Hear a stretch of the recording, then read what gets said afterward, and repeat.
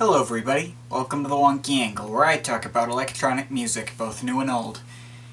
And today I'm talking about the second album from Fatboy Slim, You've Come a Long Way, Baby. This is part one of a request from a close friend of mine who just recently had a birthday. He asked me to review two albums, and I'm going to do that before I get into, He Who Must Not Be Played. Alrighty then, Fatboy Slim.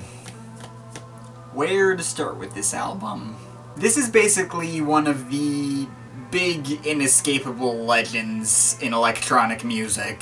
Fatboy Slim, aka Norman Cook, was one of the big names in the big beat movement, alongside bands like the Chemical Brothers, the Prodigy, and the Crystal Method. I'll be honest though, out of all those names, Fatboy is probably the one I'm least familiar with. I've heard all the studio albums of those other three, but, this is the only Fatboy Slim album I've heard all the way through. I know Everybody Needs a 303 and Weapon of Choice outside of this album, but that's about it. I'd probably consider myself more a fan of those other bands as a result. But make no mistake, while I may not be too familiar with the other Fatboy albums right now, I'll get to them another time, I'm very familiar with this one. Not because I was around to see the huge mainstream popularity of this album and its related singles near the end of the 90s. No, I'm still just a 20-year-old American, and Fatboy was mainly big in that specific time in the UK. But I know this one well, mainly because of my friends, like the one who requested this. And also because I heard the Rockafeller Skank on some iTunes Essentials playlist a long time ago, but whatever. Now, as for my thoughts on the album itself, well, I kinda have mixed feelings on it. Depending on my mood when listening to it, it's either annoying and repetitive, and a bit of a chore to get through, or it's one of the greatest albums ever. As of right now, I'm somewhere in between, but leaning more towards the latter.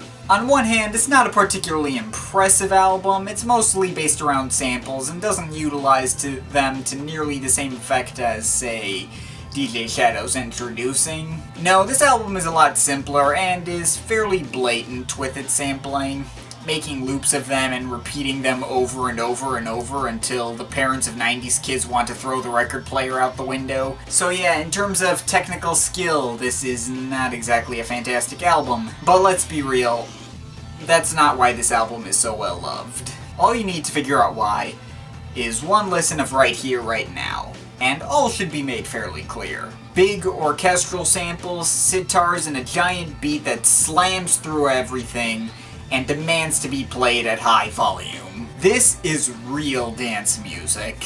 To be perfectly honest, it's not the most serious of dance albums. It's not all dark and gritty like the Chemical Brothers' Dig Your Own Hole, but this album is basically the lighthearted and catchier version of that album. Heck, you could make the case that it's kinda like Dig Your Own Hole in reverse. Like, that album started out alright, had a middle, and a fantastic finish. I'll admit this album has some tracks on it as well.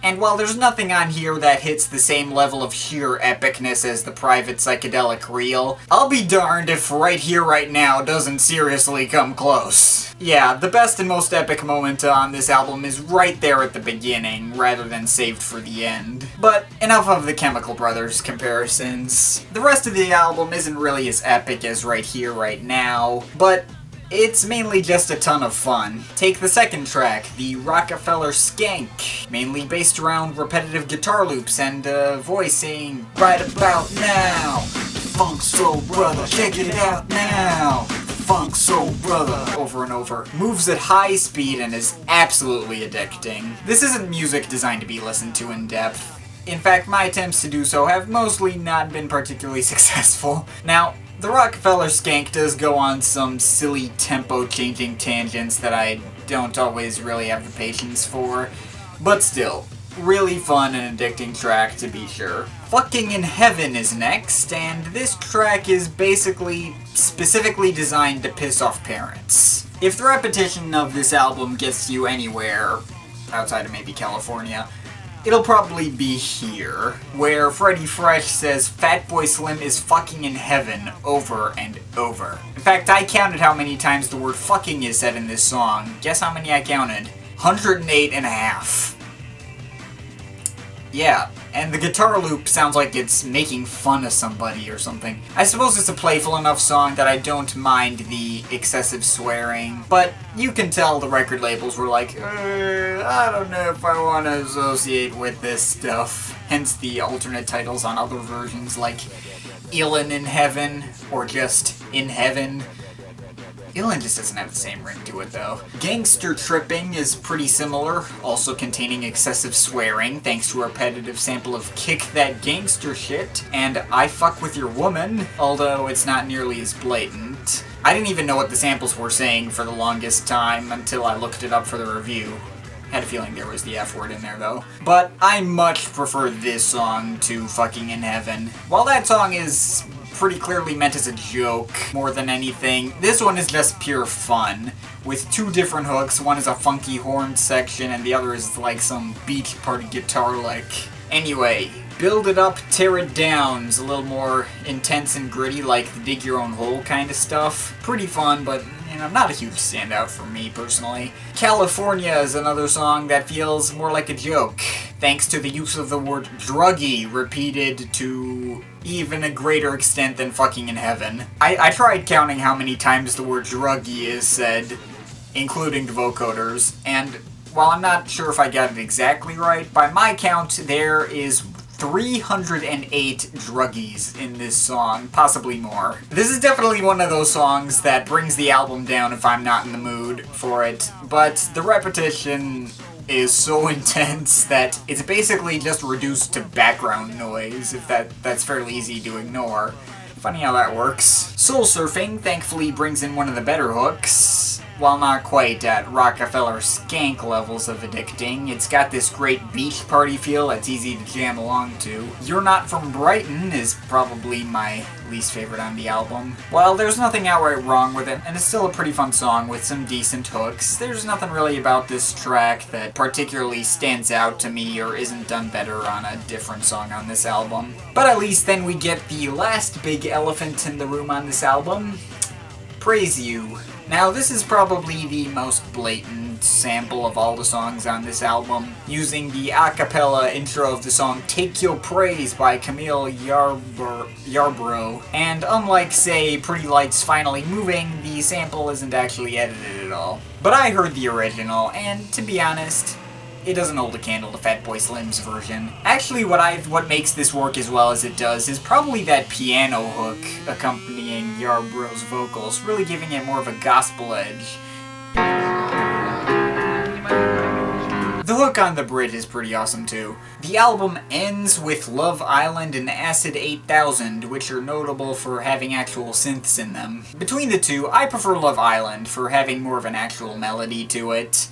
But Acid 8000 is the most aggressive song on the album, and the "If pills don't make your booty move, your booty must be dead" hook is always fun to hear. So, overall, what do I think of this album? I think I've done too much thinking on this album. This is not an album that you're supposed to use your brain for. It's party music, plain and simple. And it is excellent party music, if I must say so myself.